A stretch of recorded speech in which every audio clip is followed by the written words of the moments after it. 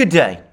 Before I proceed with this video, this is just a reminder to anybody who is following us on Rumble, who is watching any of our videos on Rumble, that is to say videos by the Duran, Alexander Mercouris or Alex Christoforou, that if you go to the top of the video, you will see there a red maroon button. If you press that button, that will take you directly to our locals homepage, where you will find a thriving community which you can join. And of course, if you choose to become an active member, that will enable you to comment on the threads of the articles that you will find there, to publish your own exclusive content, and to participate in my live streams, which take place exclusively on locals every Wednesday at 1400 hours Eastern Standard Time.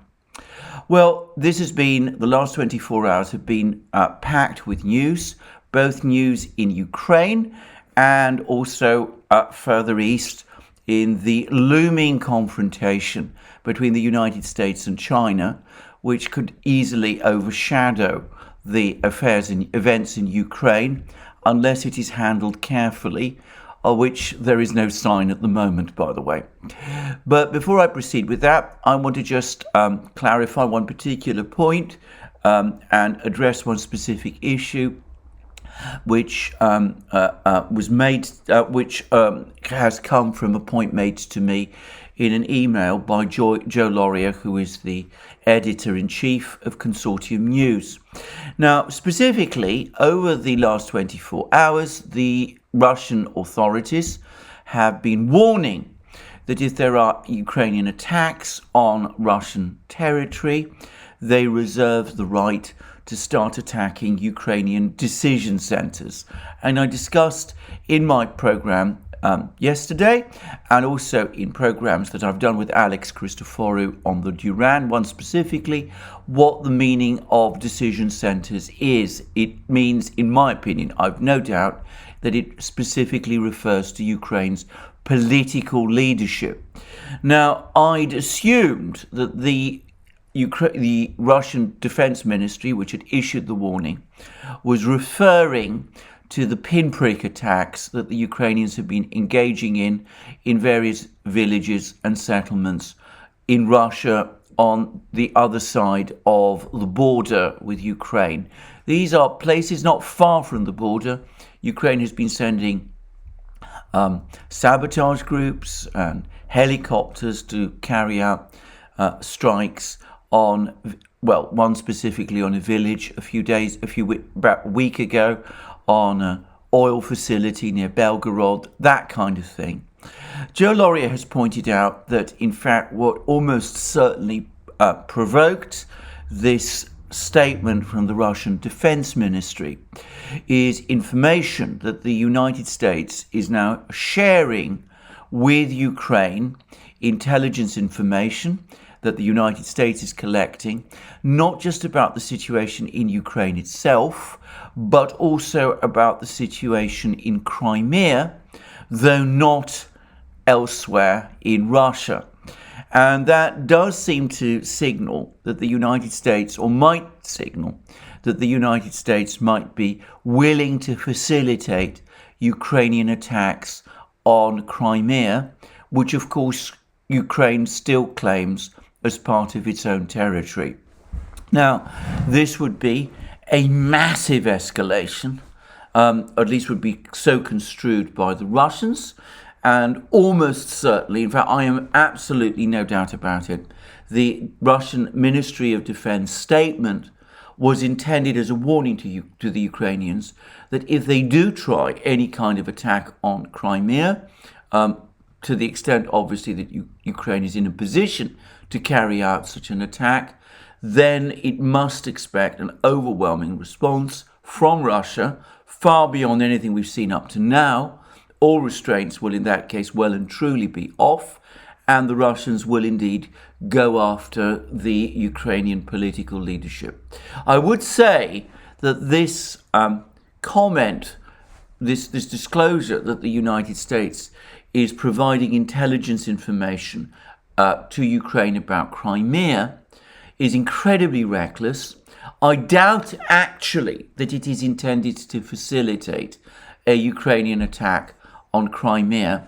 I think more plausibly, it's another sign of the difficulties that the United States finds itself in through its continued pretense that, or if you like, observation of the fiction that Crimea, which is now fully integrated in Russia and considers itself to be a part of Russia, that the Crimea is still a part of Ukraine.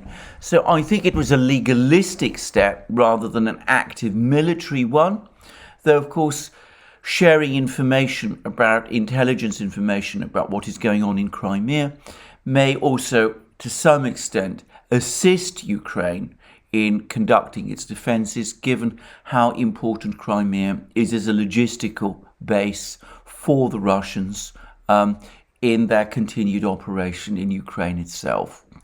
I would add, by the way, that I think it is all but inconceivable that the United States is not also providing Ukraine with information about Russian troop concentrations in Russia itself, Russia proper, if you like. But I'm going to leave that discussion for another day. Anyway, I wanted to make that clear because that's, I think, an important issue. The other matter that I must readdress is the question of what's happened to the Moskva. Yesterday, the Russians provided information that the Moskva had been damaged by what they claimed was an internal fire, which had caused some of the ammunition to explode, and that this had led to the crew of the Moskva being evacuated, and that the ship, which had retained buoyancy, was being taken to a base for repair, presumably Crimea. The Ukrainians, in the meantime, had made various claims that they'd attacked Moskva with anti-ship missiles.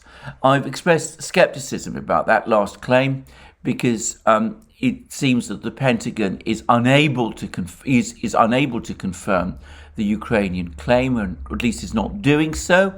And I can't help but think that if there had really been an anti-ship missile strike on Moskva, the US, which is certainly monitoring the movements of the Russian Black Sea Fleet very carefully, would certainly be aware of the fact. So I still tend to discount the claim that this was an anti-ship missile strike, though I'm not going to pretend that I know clearly one way or the other.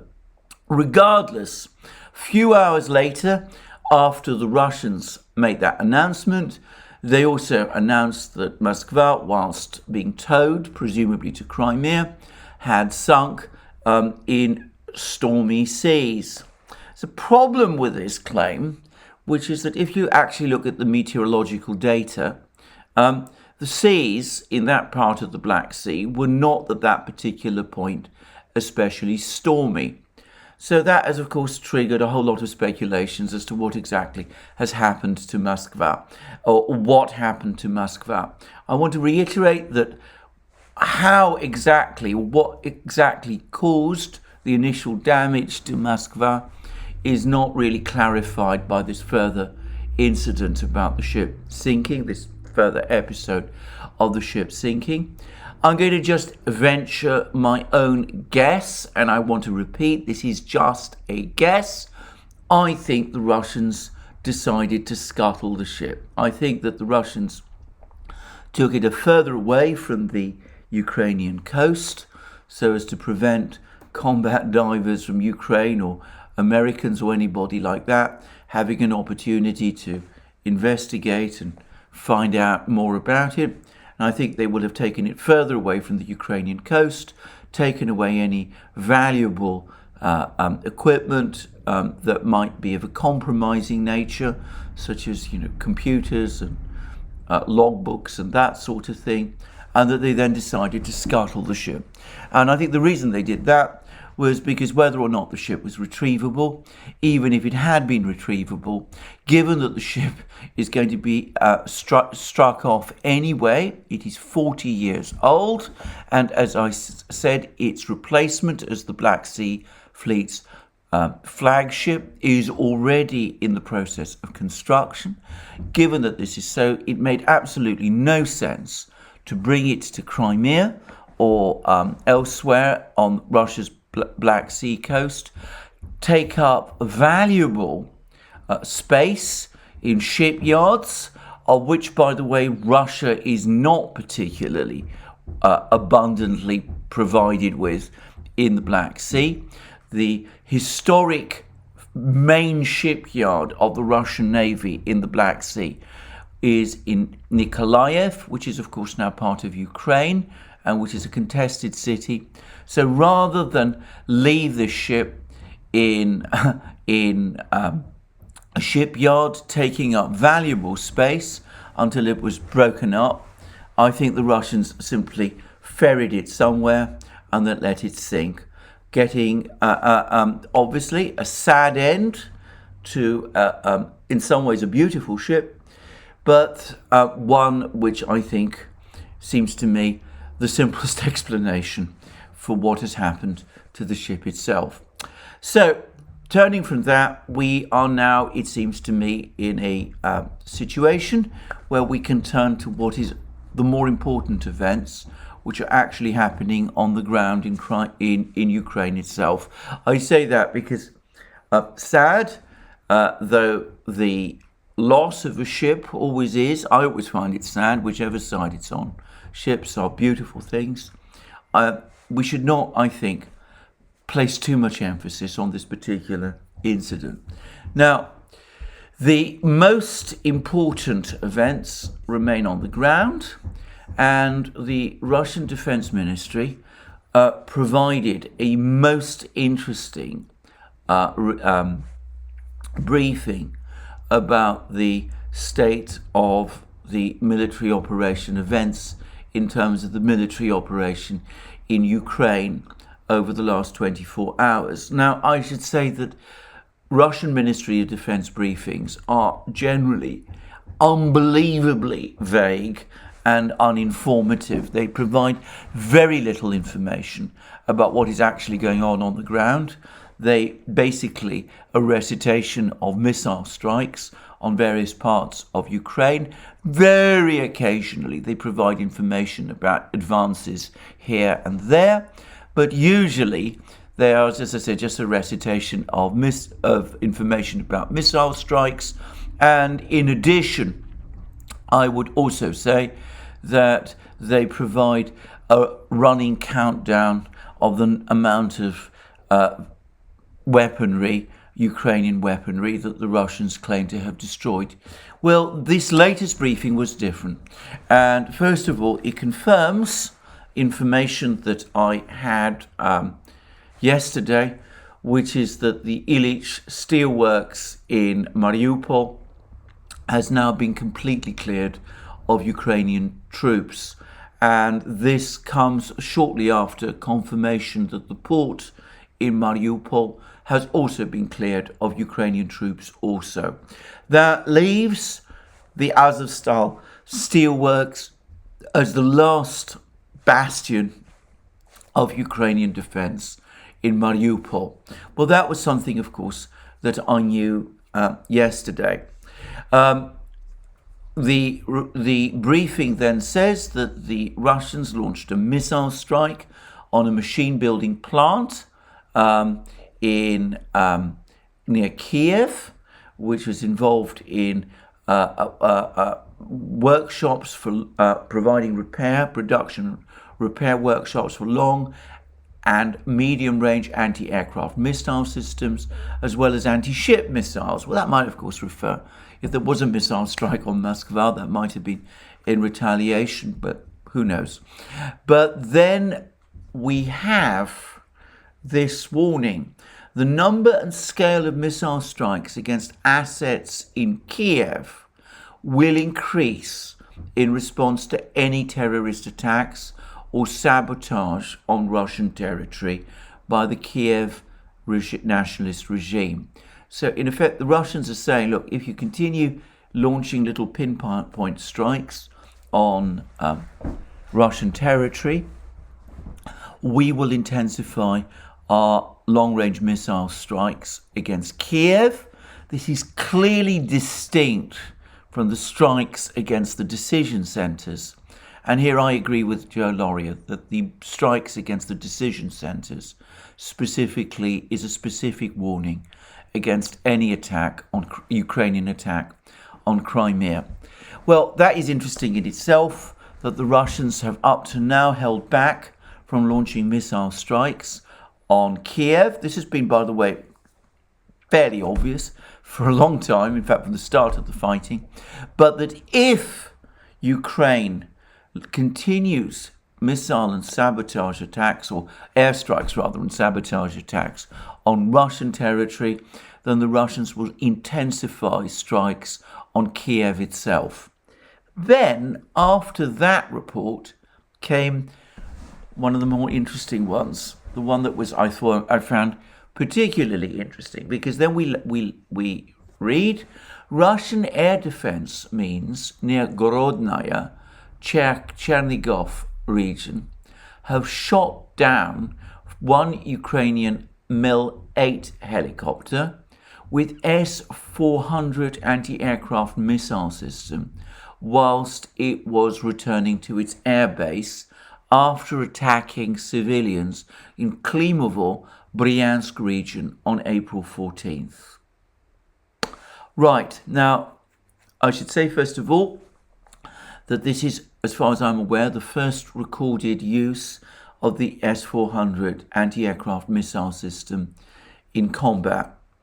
And the Russians say that, or make it clear, that they were able to track the 2 Ukrainian helicopters that carried out that airstrike on Bryansk, and that the S-400 shot down one of these 2 helicopters whilst it was returning to its base near Gorodnaya in Chernigov region. At least this is how I understand this particular sentence.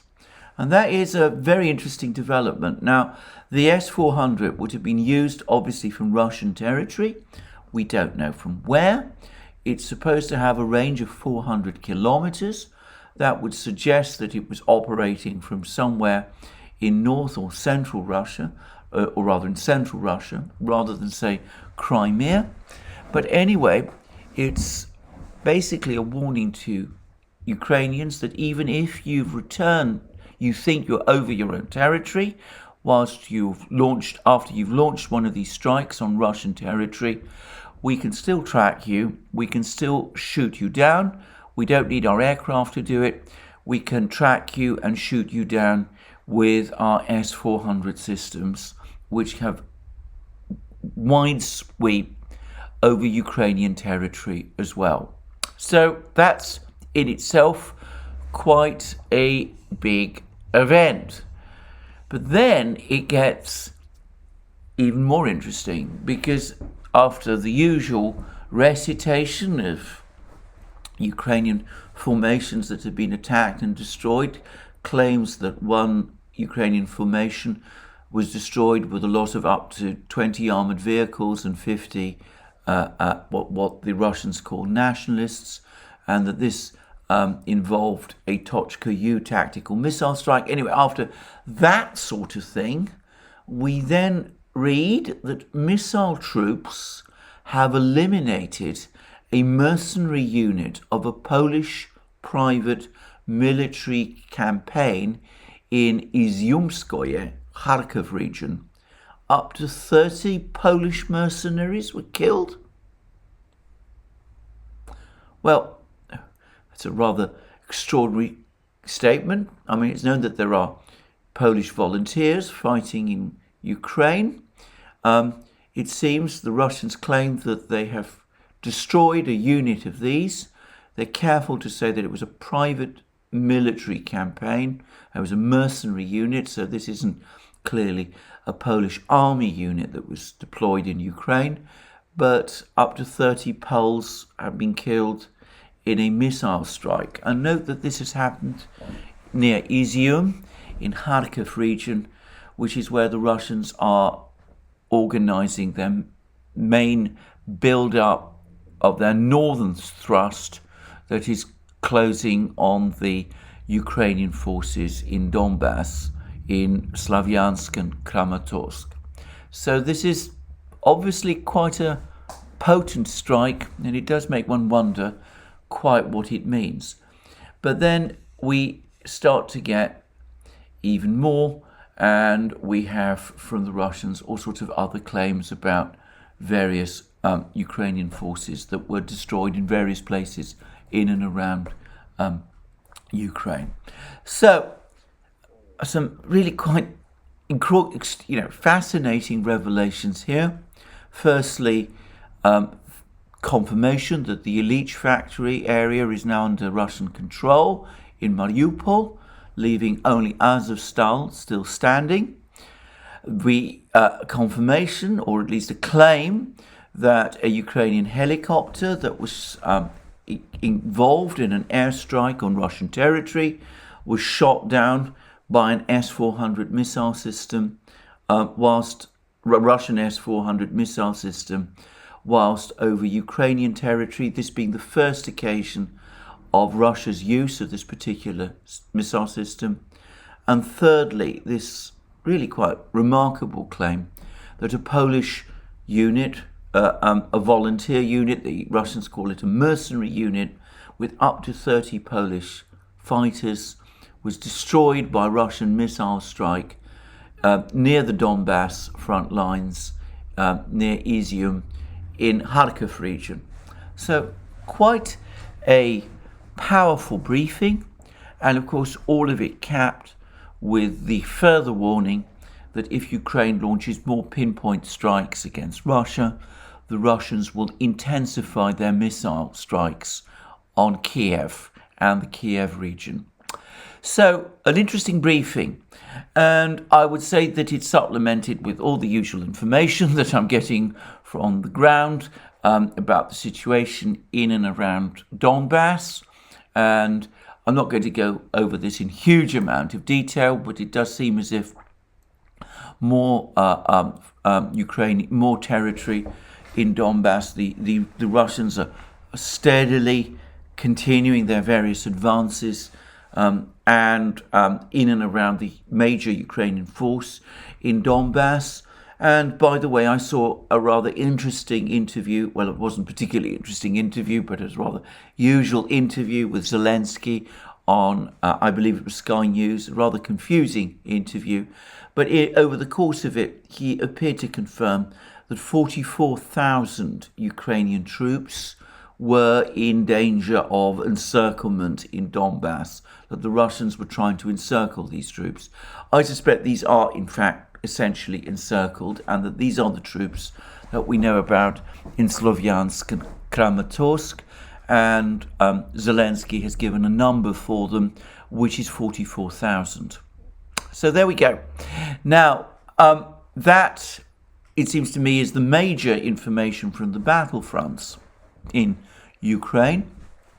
I've also read a rather scathing briefing in a US magazine, a veterans magazine, about the quality of the military supplies that the United States is giving to Ukraine. Now, I'm not a military person, and I did speak yesterday, in my video yesterday, that it did look rather less impressive than what had been led to expect. There was no sign of the surface-to-surface missiles that people had been talking about. Anyway, this veterans magazine claims that the weapon systems that have been provided, the 11 Mi-17 helicopters, the 100 M113 armoured vehicles, were originally intended for the Afghan army. And that presumably also includes the 18 howitzers.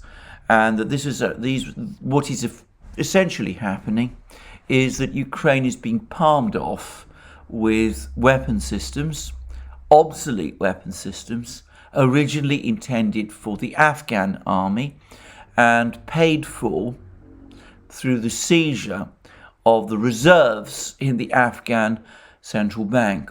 Now, I've already said that the helicopters, these 11 helicopters, really are not going to make any difference given the scale of losses of Ukrainian helicopters in Ukraine.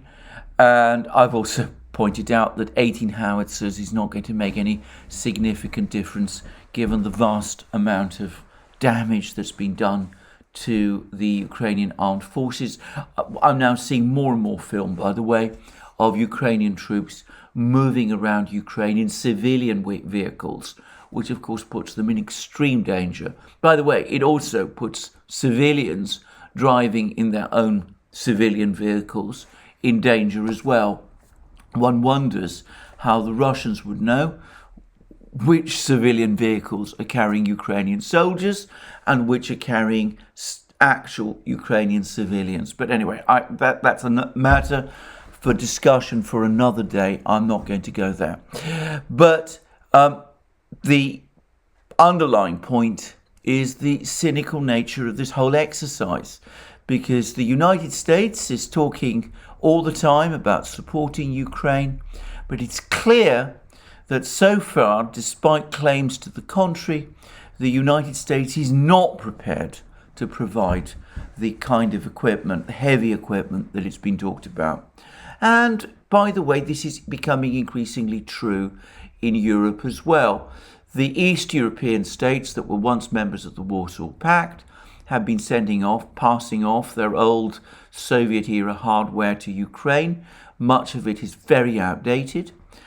Greece has now refused to provide more of its equipment to Ukraine, even including some Soviet-era equipment that it bought, some of it from Germany after the reunification of Germany. And other countries like Spain are refusing to provide any significant military equipment as well, and so is Germany. So it's increasingly looking as if the talk about vast arms supplies to Ukraine, that it's all dribbling slowly to a halt. And I suspect the fundamental reasons for this are logistic. There simply isn't that much equipment around. I gather, by the way, as I discussed yesterday, that Britain, the United States, have sent so many of their anti-tank and anti-tank missiles and man-pad missiles to Ukraine that their own stocks now have become dangerously depleted and that they simply don't have enough to spare. So it's just quite an interesting revelation. It shows, it seems to me, that despite all the claims that we sometimes hear, US Army stocks and supplies of critical equipment are nowhere near as big as perhaps they need to be in a type of hot war situation.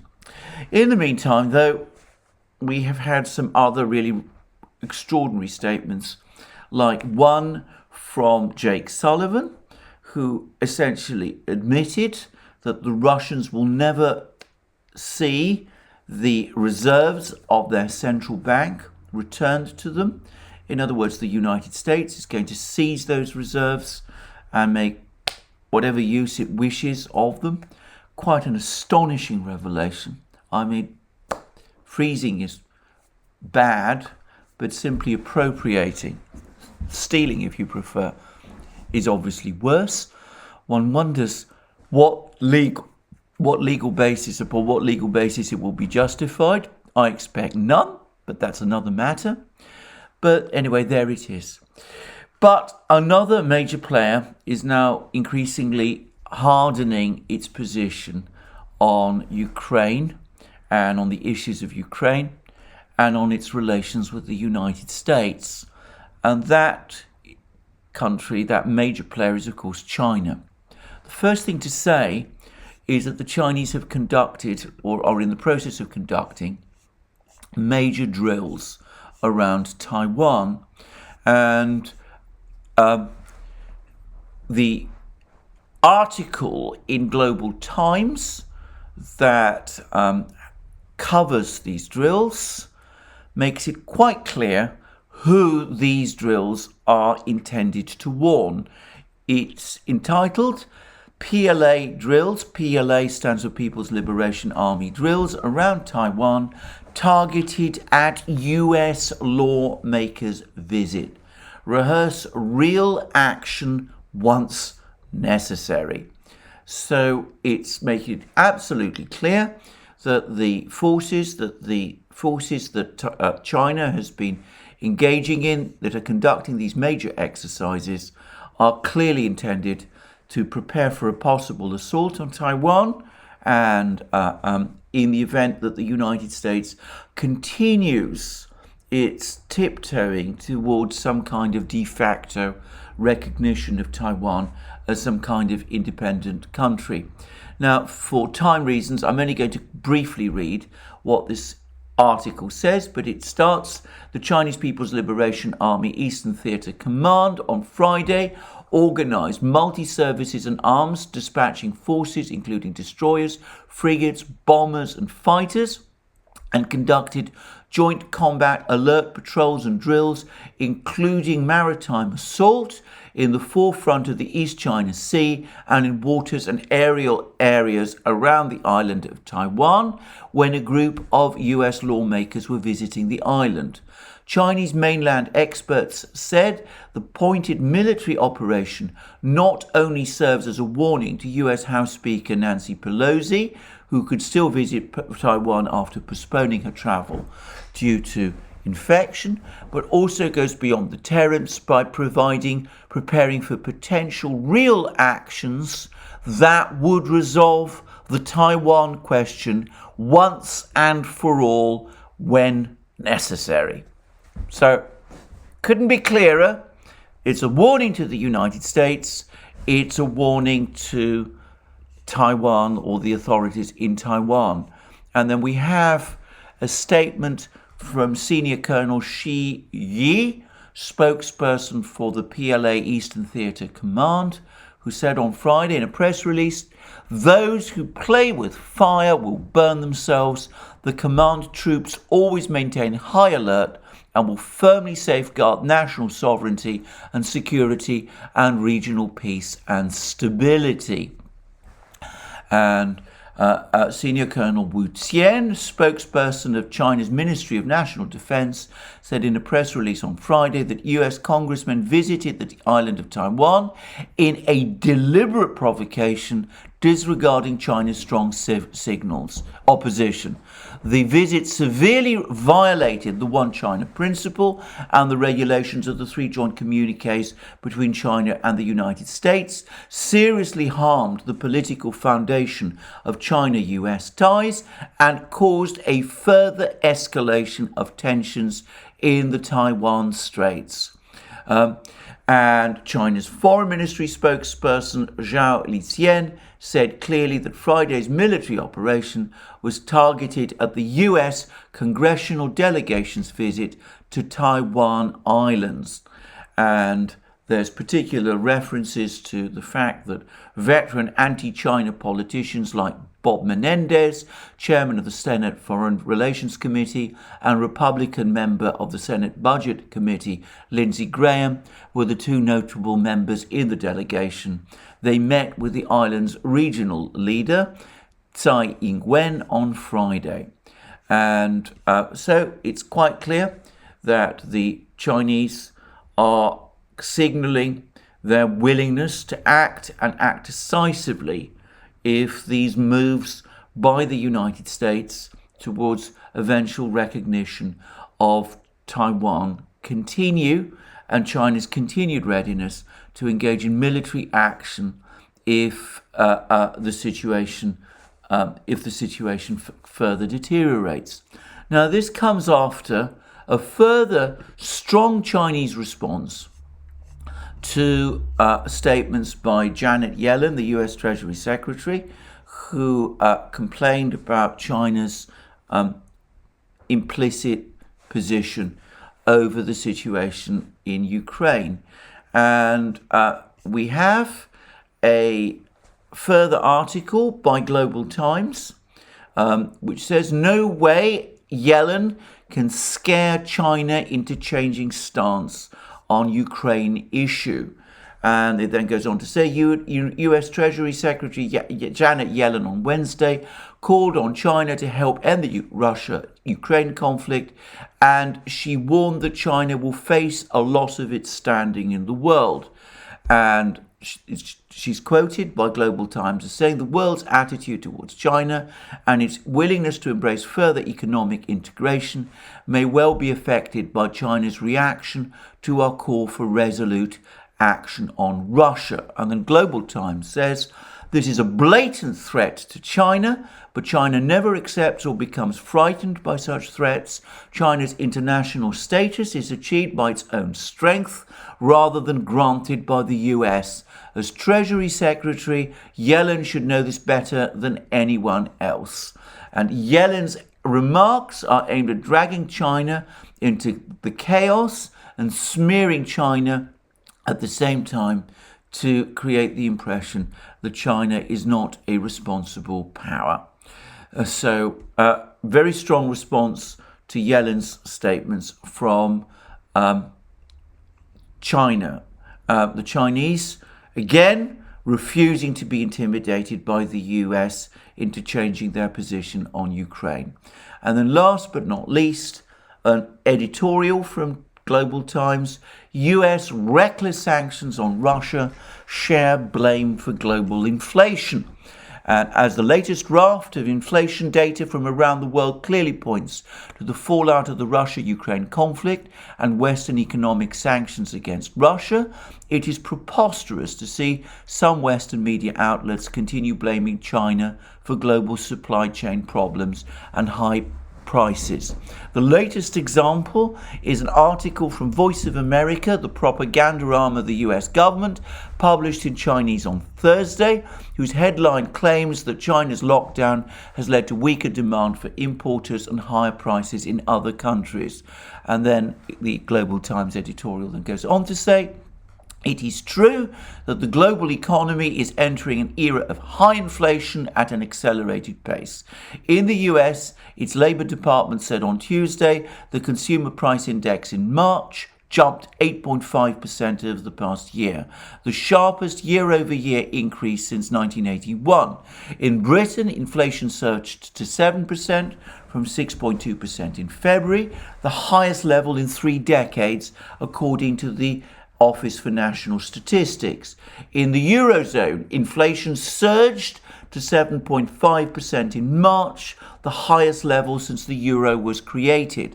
In Russia, the annual rate of inflation accelerated to 17.49% during the week ending on April 8th, the highest since February 2002 and up from 16.7% a week earlier, the country's economic ministry said on Wednesday. By the way, the Russian figures, it may be interesting to say, show a deceleration of inflation increases there.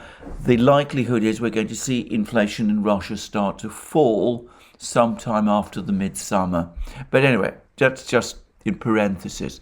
To return to the Global Times article, admittedly multiple factors contributed to the skyrocketing inflation around the world, and the COVID-19 pandemic being a major one. But there should also be no doubt that soaring prices of energy and a slew of bulk commodities is driven by the Russia-Ukraine conflict and the reckless US-led Western economic sanctions against Russia also exacerbated global inflation. Needless to say, it is too far-fetched to blame it on China's anti-epidemic measures. And then it goes on to say that despite the complexity and costs of the dynamic zero policy, COVID policy, China has proved to be one of the most resilient countries in supporting the global supply chains. China's supply chains have not been cut off due to the epidemic, which is demonstrated by the robust growth in its foreign trade. China's total imports and exports expanded 10.7% year on year in the first quarter of 2022. Against this backdrop, the US's recent eagerness to play up the impact of the zero COVID policy on China's and the global supply chain is actually a failed attempt to pass the buck and a sinister plot to hide their failure and surrender to the pandemic and the massive costs of their economic sanctions against Russia. At a time when global supply chains haven't fully recovered from the pandemic, the situation in Ukraine and the sanctions imposed on Russia have exacerbated disruptions to supply chains. With shortages seen in energy, raw materials and food supplies, countries around the world are bearing the brunt of Washington's geopolitical gambits. While US and Western officials claim that their economic and financial sanctions are aimed at punishing Russia, the truth is that these sanctions have also seriously harmed the interests of developing countries that are very vulnerable to high inflation when it comes to imports of food and other essentials. Many of these developing countries are also facing serious economic challenges. Western sanctions-induced price surges are rubbing salt into a wound. Inflation may mean price increases in developed countries, but in developing countries, high inflation can lead to food shortages and even trigger a widespread humanitarian crisis. There have already been growing warnings of developing countries in Asia and elsewhere facing serious energy and food shortages and economic crisis. Against such a dire picture, it is hoped that the West can refrain from finger-pointing and instead focus on serious efforts to address the growing list of economic troubles of serious global implications. As for the developing world, this calls for concerted effort to jointly preserve global free trade. Now, I'm going to add here that, of course, what this article doesn't say is that the finger that the US administration has been principally pointing as responsible for the worldwide inflation has been pointing not so much at China, but at Vladimir Putin and at Russia. And of course, this is now becoming the administration's theme, and it's becoming increasingly what President Biden himself is saying. We discussed this in a program, Alex Christoforou and I, on the Duran, where we agreed that this is having limited traction in the United States itself. The Chinese don't want to be seen defending Russia in this issue because, of course, their stance is preserving neutrality. But what they're basically saying is that it's not China that's responsible for causing global inflation. That is absurd. It is not Russia that is causing global inflation either. It is the United States and its allies. First, through their reckless policy of money emission last year, and now by their even more reckless policy of waging an economic war of attrition against Russia, the world's biggest commodity producer, which is, of course, creating massive problems across the supply chains. Chinese are obviously absolutely right, but unfortunately, I get no sense that anybody in Washington or Brussels or London or even Berlin is listening. Now, this is, as I said, a whole succession of very strong statements from the Chinese. The most important, undoubtedly, is the one over Taiwan. I think that the Chinese have increasingly concluded from what they see about US policy that the US is now gearing up to launch some kind of comparable economic war against them as the one that it is currently waging against Russia. And I think that they expect the same kind of provocations with respect to Taiwan as the Russians have had to endure beyond endurance, if you wish, in Ukraine. So I'm afraid I am hastening up my assumptions about a war over Taiwan. I thought that the Russians would wait longer before they launched the conflict in Ukraine. I thought they'd wait some time until their own supply chains to the Far Eastern countries had been fully developed, but they felt clearly that they had no choice but to move more quickly. And I get the sense that the Chinese are busy making the same calculations. It seems to me that someone in Washington is intent on provoking everybody. They're provoking the Chinese. They've provoked already the Russians. They're starting increasingly to provoke India too, which is a country that's also being threatened with sanctions. India, by the way, has now said that it's buying more S-400 missiles from Russia, and it's looking to increase purchases of coal from Russia as well, India being at the moment short of coal. So India is apparently now also slowly coming into the sights, and all of this at a time when the US still has unresolved issues with Iran, where the Iranians are now making it fairly clear that they're coming to the view that the United States is losing interest, is increasingly showing signs of losing interest in reviving the Joint Comprehensive Plan of Action, even though the outlines of an agreement are already there.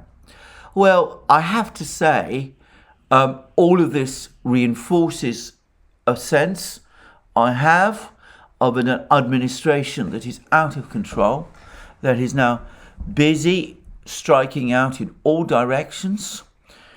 And all I will say about that is that, of course, if Ukraine has been disruptive to the global economic and the global system, then a crisis over Taiwan in China is going to multiply that by orders of magnitude.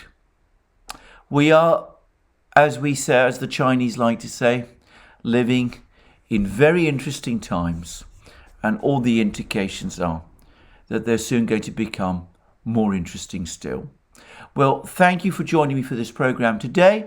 I look forward to you joining me in future programs, both on this channel and on our main channel, the Duran, where I do programs with my colleague and friend, Alex Christoforou. And always remember to look up Alex's channel, where he, of course, provides regular updates about the situation in and around Ukraine. And, of course, also covers other topics too. And I mentioned that you can find us on other platforms at the start of this program. I mentioned Rumble and Locals, but you can also find us on other platforms as well. Links under this video. You can also support us via Patreon and Subscribestar. Links under this video too. You can also join us. You can also support us by going to our shop. And of course, you can also do yourself a benefit by going to our shop, because you'll find all sorts of wonderful things there. Hats, hoodies, sweatshirts, t-shirts, magic mugs, all kinds of great things. And last but not least, if you've liked this video, please remember to press the like button and also to check your subscription to this channel. Well, that's enough from me today. I look forward to you joining me again soon in a future program on this channel, and have a very good day until then.